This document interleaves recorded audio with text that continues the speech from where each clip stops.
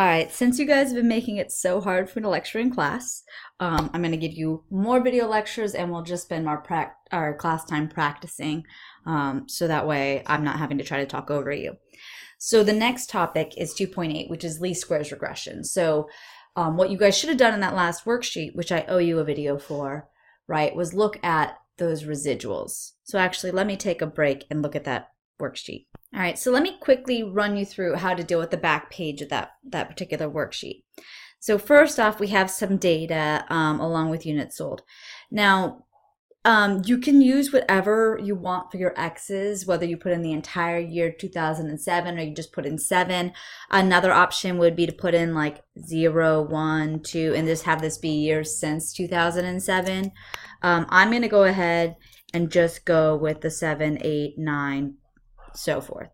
Though I think the 0, 1, all that would be really nice because then your intercept would be the first year that you had, probably the first year that the iPhone was available, as opposed to 7 years before an iPhone was available, or 2007 years before an iPhone was available. So hopefully you sort of understand why we might want 0, 1, 2 as our, oops, that did not erase, as our piece here.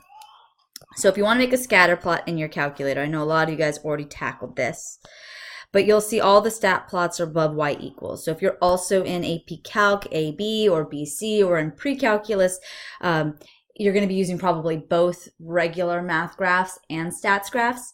So if you do second and then that y equals, right now you'll see that my first plot is on and that it's going to give me a modified box plot. This will be annoying if I'm doing math, so later on I might want to go and turn that plot off if I'm in my AP Calc class or doing pre-calc. But for now, we want a scatter plot. So I'm going to go over here. I'm going to change from a modified box plot to the scatter plot. All of my x's are in L1, all my y's are in L2. That should be good. I haven't actually entered this data, so let me do that. I'll clear out my L1, clear out my L2. I'm going to go ahead and clear out my L3 because something I'm going to do later will use that. So clear all of them. And then I'll just do 7. Like I said, I still think 0, 1, 2, all that would actually be the classiest way to handle this because it's, you know, all about years this iPhone has been available. But I know a lot of you guys use 2007 or 7, so I'm just going to do it that way. And then the corresponding amount of things sold. So slow growth, then it looks like it starts growing a little bit faster. We have some years where it almost doubled. And then that 13 is kind of back to the trend. All right. So if I now go to my graph, it's not going to be in the correct area. So you'll always want to, for statistics, if you're doing regular math, oops, you'll probably do zoom 6, which is zoom standard. That gives you the negative 10 to 10 on both your x and y axes. There's also a zoom trig, which makes sense for trig graphs. We are going to go to number 9. Ugh, this has extra stupid things, which is zoom stat. So that's always going to make sense when you're using those lists. So we have what here looks kind of like an exponential trend, right? Starts off kind of slow and then grows faster. Or maybe even like 2 linear trends, like a slow linear trend and then a faster linear trend. So more of like a piecewise function for those of you who've tackled that in a pre-calc class. So there's our scatter plot. I want to just take a moment to find our least squares regression, to interpret our residuals. So first things first, if I wanted my least squares regression line, remember I can go to linear regression. This will give me my slope and my intercept. If you're not seeing your little r and r squared, remember second in the catalog, all you need to do is turn your diagnostics on. Once you do this once, it should always be on. So you'll never have to do this again. And so if I redid that linear regression call, it's going to give me an r squared and an r now. But we want to find residuals, right? Because there's a bunch of predictions here and residuals, which is a giant pain in the butt.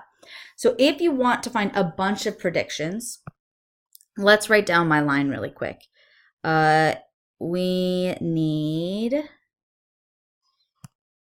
look, if I want to be really classy, let me just write it down.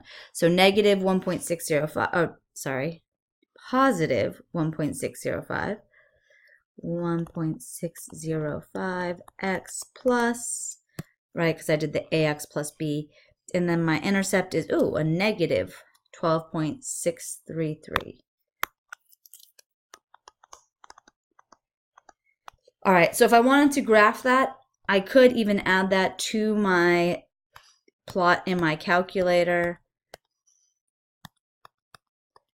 and we could see how that fits the data. We can see we're fitting a line to what looks like an exponential. It's not fitting very well. We're gonna underpredict for the beginning and the end and overpredict in the middle. This is why we don't want to fit lines to non-linear data. But if we want to find all of our predictions, there's two ways we can do this. Because here we could just keep plugging in numbers, right? We know we're going to do 1.605, and then we're just going to multiply by whatever the year is. So year 7, subtract off 12.633, right? And then if you want to, if you do second enter, it brings back whatever you last typed in. So you would be able to change this to an 8, and so forth and so on, to save yourself a little time. Another way we can do that is manipulating the list. So if you go into the stat area and edit, we could actually make list 3 be all of our predictions. What you have to do is you have to go up to highlight list 3, and then we're going to tell it we want to do 1.605, and we want to multiply by all of our x's. And wait, all of our x's are in L1, so I'm just going to tell it to grab L1 and then subtract, minus 12.633. And now it has all of those predictions that we just got. I don't know what's happening here. All in a row. So that's one way to handle this. Now you have your entire list of predictions. You don't have to plug and chug a bunch of times. All right, so the residuals. Well, if you have L3, you know your residuals are just the actual, which were in, not L1, but L2, minus your predictions, which were in L3. So you could do it that way, right? Another method, if you go up and highlight L5 and you go over to stat, where is it? No, it's in list. So if we do second and stat, you'll see you have all the list names, and then you have resid at the bottom. So resid is going to take L1 and L2 as your X and Y, and then give you the list of all the residuals. So I said L5 is equal to the list of residuals, and you'll notice it gives me the same thing that I got by manually making these residuals with the list that I already have. So you have lots of ways to do this quickly and easily in your calculator. Now, it does want you to graph all of these residuals. Can be a pain in the butt. You could even go back to your stat plot if you wanted to.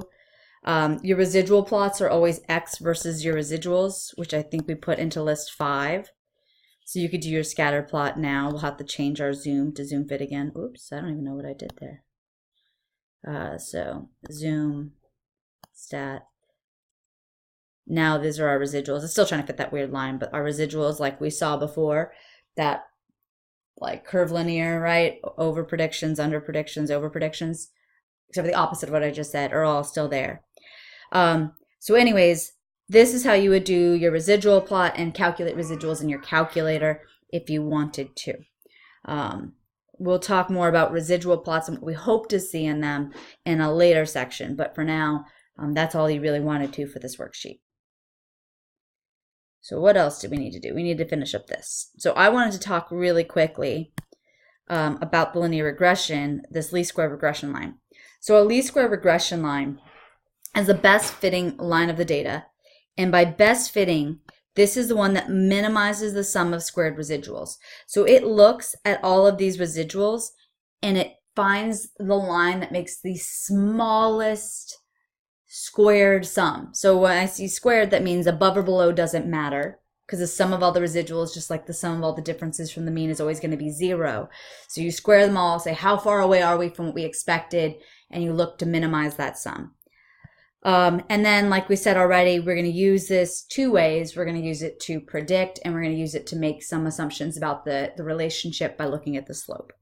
So we're going to play around with this a little bit more in the next couple of videos, especially how to calculate this from summary statistics.